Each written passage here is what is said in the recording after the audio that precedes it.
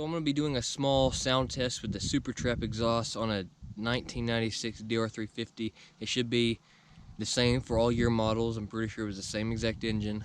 But this is the 96. It has a SuperTrapp exhaust. I don't know how many plates it has on, but it looks like 6, 7, or 8, something like that. But anyway, I'm going to do a choke test, and then idle test, and then rev test, and then I'll do a little pull so you can hear what that sounds like.